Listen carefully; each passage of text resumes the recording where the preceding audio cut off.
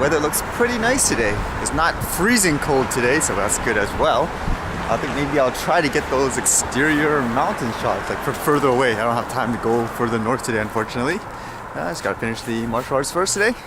For flying the drone in the cold, I usually do two things. One, I actually have a little heat pack warmer. You guys might have seen it before in the other videos, like when it was snowing before. So that actually keeps it warm by the time I take it out. And second, usually when I start it up, I let it warm up a bit. I notice anyways, it warms up pretty fast with the battery once you do all that. And afterwards, I don't try to fly for too long. Like the other day, the flight, that one was only like what? Maybe 8 minutes or so. I usually do it really quick because I don't want to push my luck. Unless I have a drone specifically meant for all that weather and stuff like that.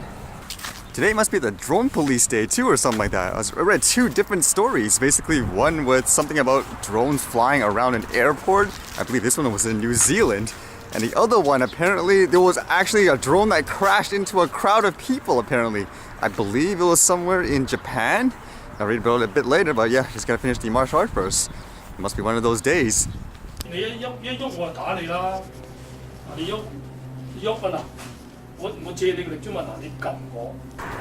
dang, today it's a daylight savings too, that's why it's getting dark a lot faster.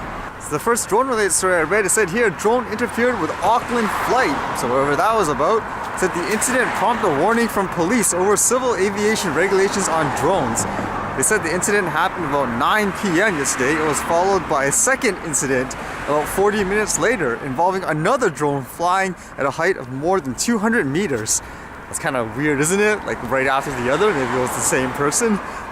It says police issued a warning reminding drone operators of civil aviation rules, which says drones are not to be flown at night, must not go higher than 120 meters, and must have air traffic control permission to fly in controlled airspace.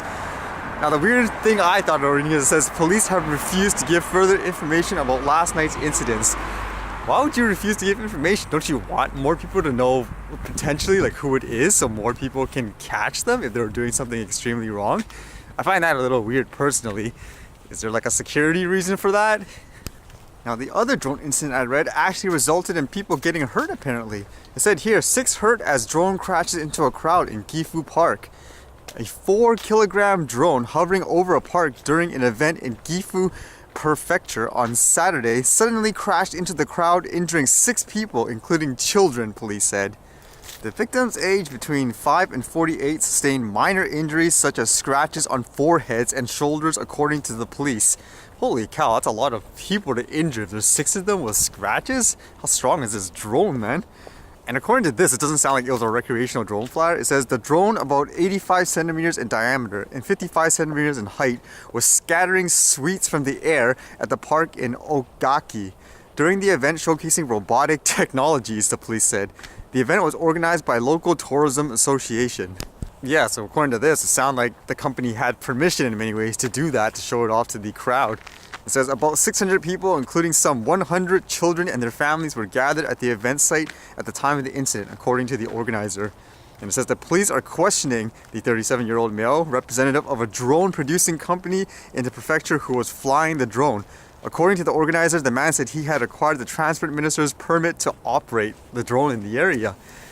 So obviously in this case, you don't have to worry about wondering who was flying the drone, what they were flying and all that, but it makes me wonder, with stories like these, would you intend to use it as well? There's an example of the what ifs, because something like that could happen. Look at the amount of people injured, although it sounds pretty minor according to this.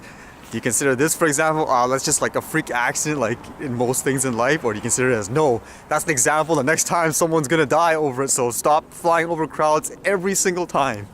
Kind of makes you think too, because in here anyways, when they advertise drones in a lot of retail stores, I believe one here like with a big box, they're advertising people throwing the drone up, taking pictures of their graduation, their events around like a crowd, everyone's happy. Whereas obviously stuff like that, in reality, most people say, hey, don't do that, like law-wise. Makes you wonder again, what is the balance between acceptable form of risk, where stuff like that might happen, but should that stop everyone from doing something like that? I don't know. I bet everyone in the world has kind of a different opinion of that. I guess for myself, if you're doing it in a controlled way, like you're not flying it crazy or anything like that, then it should be okay generally speaking, just have safety precautions. I don't know how you would write that in a law or anything like that though.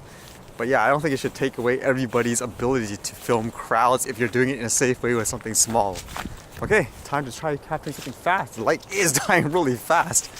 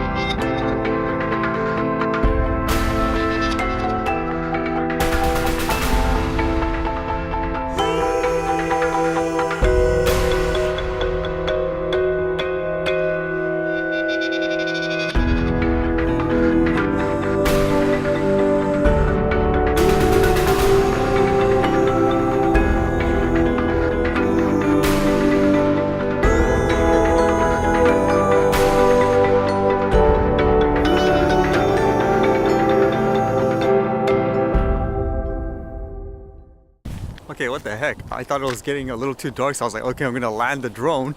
And basically, as I was landing, I saw, what is this explosion that I hear? And I think I caught it in the Mavic. I think it was some fireworks. I was like, okay, that's interesting. I was actually just testing to see how good the Mavic is, I guess, in the ISO 200 as well. Huh, surprise for the day. I know the Mavic and this camera isn't that good in low light, so it looks probably super dark with this. But I'm interested in going home and seeing how the footage turned out. Surprise for the day, I guess. Anyways, see you guys later.